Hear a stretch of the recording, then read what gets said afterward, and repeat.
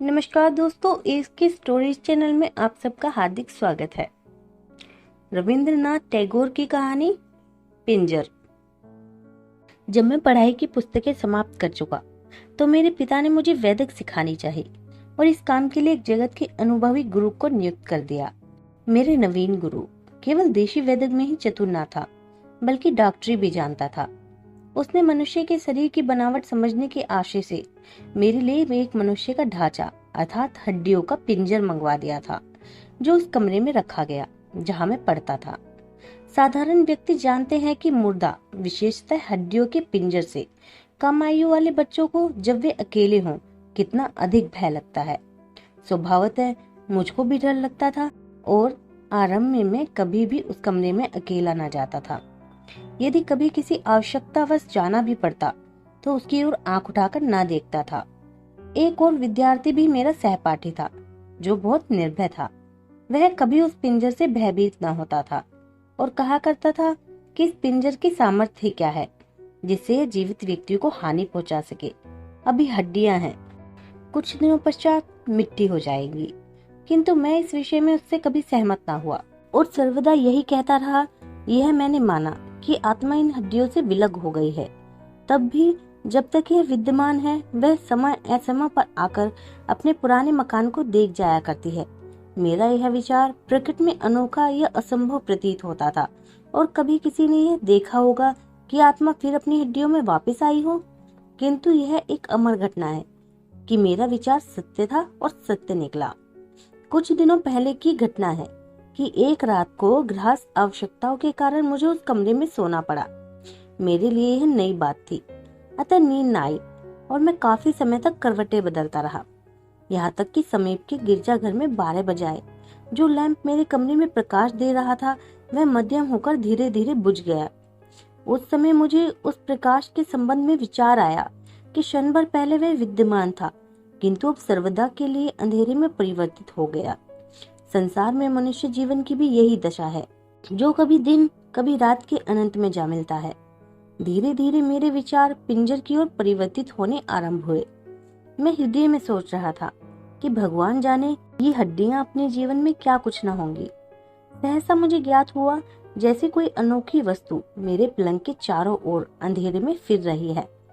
फिर लंबी सांसों की ध्वनि जैसे कोई दुखित व्यक्ति सांस लेता है मेरे कानों में आई और पांव की आहट भी सुनाई दी। मैंने सोचा यह मेरा भ्रम है और बुरे स्वप्नों के कारण काल्पनिक आवाजें आ रही हैं। किंतु पांव की आहट फिर सुनाई दी। इस पर मैंने भ्रम निवारण हेतु उच्च स्वर में पूछा, कौन है? यह सुनकर वह अपरिचित शक्ल मेरे समीप आई और बोली, मैं हूँ। मैं अपने पिंजर को देखने आई हूँ।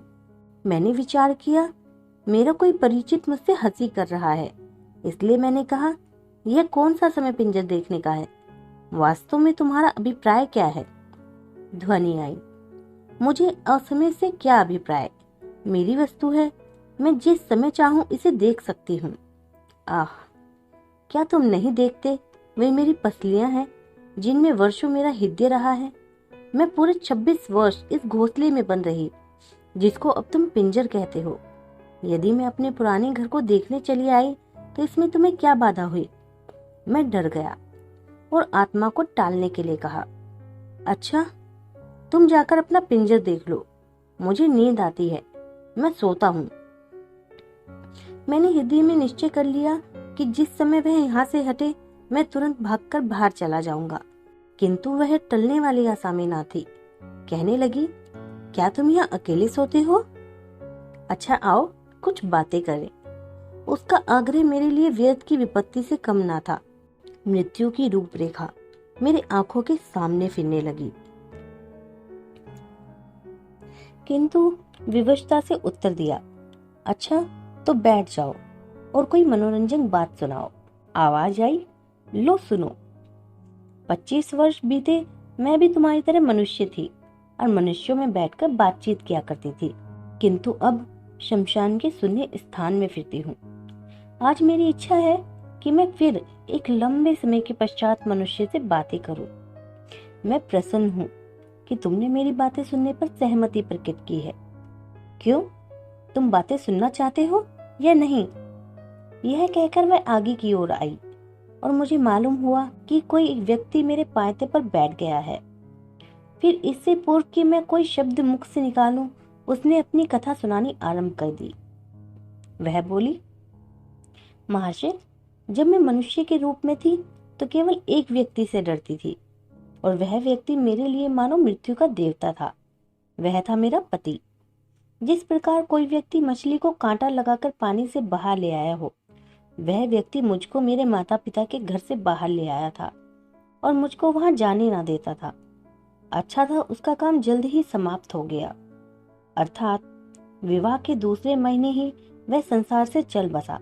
मैंने लोगों की देखा देखी वैष्णव रीति से क्रियाक्रम किया, किंतु हृदय में बहुत प्रसन्न थी कि कांटा निकल गया। अब मुझको अपने माता पिता से मिलने की आज्ञा मिल जाएगी और मैं अपनी पुरानी सहेलियों से, जिनके साथ खेला करती थी, मिलूंगी।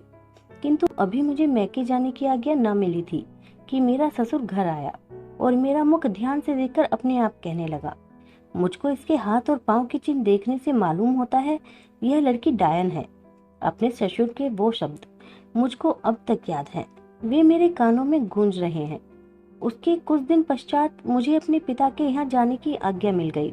पिता के घर जाने पर मुझे जो खुशी प्राप्त हुई वह वर्णन नहीं की जा सकती।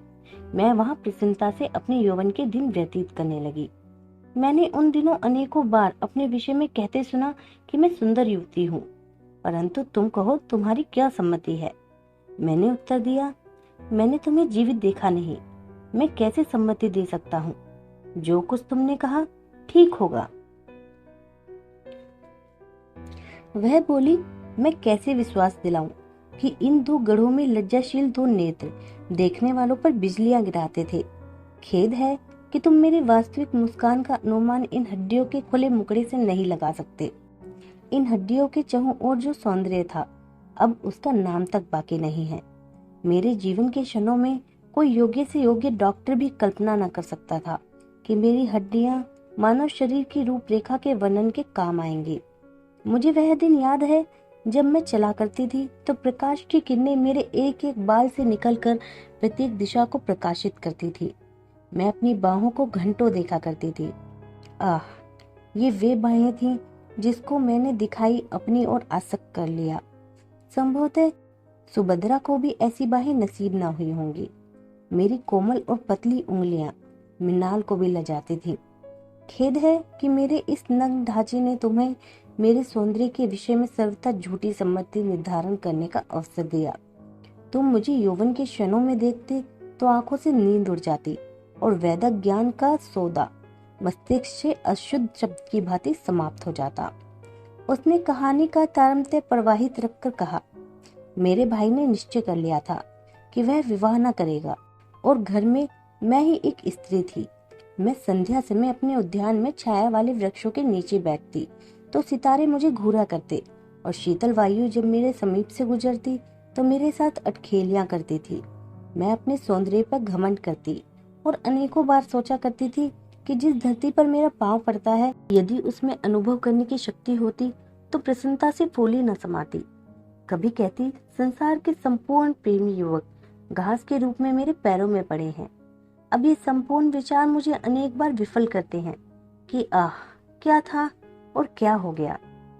मेरे भाई का एक मित्र सतीश कुमार था, जिसने मेडिकल कॉलेज में डॉक्टरी का प्रमाण पत्र प्राप्त किया था। वह हमारा भी घरेलू डॉक्टर था। वैसे उसने मुझको नहीं देखा था, परंतु मैंने उसको एक दिन देख ही लिया और मुझे यह कहने में भी संकोच नहीं कि उसकी सुंदरता ने मुझ पर विशेष प्रभाव डाला। मेरा भाई अजीब ढंग का व्यक्ति था, संसार के शीत ग्रीष्म से सर्वथा अपरिचित। वह कभी गृहस्थ के कामों में हस्तक्षेप न करता। वह मौन प्रिय और एकांत में रहा करता था, जिसका परिणाम यह हुआ कि संसार से अलग होकर एकांत प्रिय बन गया और साधु महात्माओं का सा जीवन बिताने लगा। हाँ, तो वह नवयुवक सतीश कुमार हमारे यहाँ प्राय आता और यही एक नवयुवक था जिसको अपने घर के पुरुषों के अतिरिक्त मुझे देखने का संयोग प्राप्त हुआ था। जब मैं उद्यान में अकेली होती और पुष्पों से लदे हुए वृक्ष के नीचे महारानी की भांति बैठती तो सतीश कुमार का ध्यान और भी मेरे हृदय में चुटकियां लेता। परंतु तुम किस चिंता में हो तुम्हारे हृदय में क्या बीत रही है? मैंने ठंडी सांस भरकर उत्तर दिया, मैं ये विचार कर रहा हूँ कि कितना अच्छा होता कि मैं ही सतीश कुमार होता। वह हंसकर बोली, अच्छा, पहले मेरी कहानी सुन लो, फिर प्रेम आलाप कर लेना। एक दिन वर्षा हो रही थी। मुझे कुछ बुखार था। उस समय डॉक्टर अर्थात मेरा प्रिय सतीश मुझे देखने के लिए आया। यह प्रथम अवसर था कि हम दोनों ने एक दूसरे को आमने सामने देखा और देखते ही डॉक्टर मूर्ति समान स्थिर सा हो गया और मेरे भाई की मौजूदगी ने होश संभालने के लिए बाध्य कर दिया।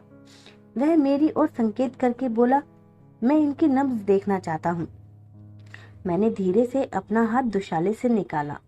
डॉक्टर ने मेरी नब्ज पर हाथ रखा। मैंने कभी न देखा कि किसी डॉक्टर ने साधारण ज्वर के निरीक्षण में इतना विचार किया हो। उसकी हाथ की उंगलियां कांप रही थी। कठिन परिश्रम के पश्चात उसने मेरे ज्वर को अनुभव किया, किंतु वह मेरा ज्वर देखते देखते स्वयं ही बीमार हो गए। क्यों? तुम इस बात को मानते हो या नहीं? मैंने डरते डरते कहा, हाँ, बिल्कुल मानता हूँ। मनुष्य की अवस्था में परिवर्तन उत्पन्न होना कठिन नहीं है। वह बोली, कुछ दिनों परीक्षण करने से ज्ञात हुआ कि मेरे हृदय में डॉक्टर के अतिरिक्त और किसी नवयुवक का विचार तक नहीं। मेरा कार्यक्रम था संध्या समय बसंती रंग की साड़ी पहनकर, बालों में कंघी, फूलों का हार गले में डालकर, दर्पण हाथ में लिए बाग में चले जाना और पैरों देखा करना। क्यों? क्या दर्पण देखना बुरा है? मैंने घबराकर उत्तर दिया, नहीं तो। उसने कहानी का सिलसिला स्थापित रखते हुए कहा, दर्पण देखकर मैं ऐसा अनुभव करती जैसे मेरे दो रूप हो गए हैं, अर्थात मैं स्वयं ही सतीश कुमार बन जाती और स्वयं ही अपने प्रतिबिंब को प्रेमिका समझकर उस पर तन मन न्यौछावर करती। यह मेरा बहुत ही प्रिय मनोरंजन था और मैं घंटों व्यतीत कर देती। अनेकों बार ऐसा हुआ कि मध्याह्न को पलंग पर बिस्तर बिछाकर लेटी और एक हाथ को बिस्तर पर उपेक्षा से फेंक दिया। जरा आंख झपकी तो सपने में देखा कि सतीश कुमार आया और मेरे हाथ को चूमकर चला गया। बस, अब मैं कहानी समाप्त करती हूँ। तुम्हें तो नींद आ रही है। मेरी उत्सुकता बढ़ चुकी थी, अतः मैंने नम्रता भरे स्वर में कहा, नहीं, तुम कहे जाओ, मेरी जिज्ञासा बढ़ती जाती है। वह कहने लगी, अच्छा सुनो। थोड़े दिनों में ही सतीश कुमार का कारोबार बहुत बढ़ गया और उसने हमारे मकान के नीचे के भाग में अपनी डिस्पेंसरी खोल ली। जब उसे रोगियों से अवकाश मिलता तो मैं उसके पास जा बैठती और हंसी ठट्टों में विभिन्न दवाइयों के नाम पूछती रहती। इस प्रकार मुझे ऐसी दवाएं भी ज्ञात हो गई जो विषैली थी। सतीश कुमार से जो कुछ मैं मालूम करती वह बड़े प्रेम और नम्रता से बताया करता। इस प्रकार एक लंबा समय बीत गया और मैंने अनुभव करना आरंभ किया कि डॉक्टर होश हवास खोए से रहता है और जब कभी मैं उसके सम्मुख जाती हूँ तो उसके मुख पर मुर्दनी सी छा जाती है। परंतु ऐसा क्यों होता है, इसका कोई कारण ज्ञात न हुआ। एक दिन डॉक्टर ने मेरे भाई से गाड़ी मांगी। मैं पास बैठी थी। मैंने भाई से पूछा, डॉक्टर रात में इस समय कहाँ जाएगा? मेरे भाई ने उत्तर दिया, तबाह होने को। मैंने अनुरोध किया कि मुझे अवश्य बताओ वह कहाँ जा रहा है। भाई ने कहा, वह विवाह करने जा रहा है। यह सुनकर मुझ पर मूर्छा सी छा गई, किंतु मैंने अपने आप को संभाला और भाई से फिर पूछा, क्या वह सचमुच विवाह करने जा रहा है या मजाक करते हो? उसने उत्तर दिया, सत्य ही, आज डॉक्टर दुल्हन लाएगा। मैं वर्णन नहीं कर सकती कि यह बात मुझे कितनी कष्टप्रद अनुभव हुई। मैंने अपने हृदय से बार बार पूछा कि डॉक्टर ने मुझसे यह बात क्यों छुपाए रखी। क्या मैं उसको रोकती कि विवाह मत करो? इन पुरुषों की बात का कोई विश्वास नहीं। मध्याह्न डॉक्टर रोगियों को देखकर डिस्पेंसरी में आया और मैंने पूछा, डॉक्टर साहब, क्या यह सत्य है कि आज आपका विवाह है? यह कहकर मैं बहुत हंसी और डॉक्टर यह देखकर कि मैं इस बात को हंसी में उड़ा रही हूँ न केवल लज्जित हुआ बल्कि कुछ चिंतित सा हो गया। फिर मैंने सहसा पूछा, डॉक्टर साहब, जब आपका विवाह हो जाएगा तो क्या आप फिर भी लोगों की नब्ज देखा करेंगे? आप तो डॉक्टर हैं और अन्य डॉक्टर की अपेक्षा प्रसिद्ध भी हैं। क्या आप शरीर के संपूर्ण अंगों की दशा भी जानते हैं? किंतु खेद है कि आप डॉक्टर होकर किसी के हृदय का पता नहीं लगा सकते कि वह किस दशा में है। वस्तुतः हृदय भी शरीर का भाग है। मेरे शब्द डॉक्टर के हृदय में तीर की भांति लगे, परंतु वह मौन रहा। लगन का मुहूर्त बहुत रात गए निश्चित हुआ था और बारात देर से जानी थी। अतः डॉक्टर और मेरा भाई प्रतिदिन की भांति शराब पीने बैठ गए। इस मनोविनोद में उनको बहुत देर हो गई। 11 बजने को थे कि मैं उनके पास गई और कहा, डॉक्टर साहब 11 बजने वाले हैं, आपको विवाह के लिए तैयार होना चाहिए।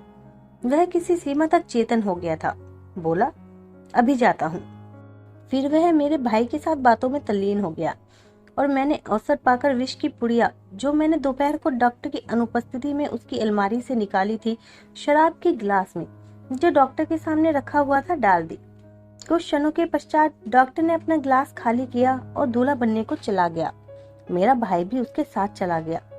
मैं अपने 2 मंजिले कमरे में गई और अपना नया बनारसी दुपट्टा ओढ़ा, मांग में सिंदूर भर पूरी सुहागन बनकर उद्यान में निकली, जहाँ प्रतिदिन संध्या समय बैठा करती थी।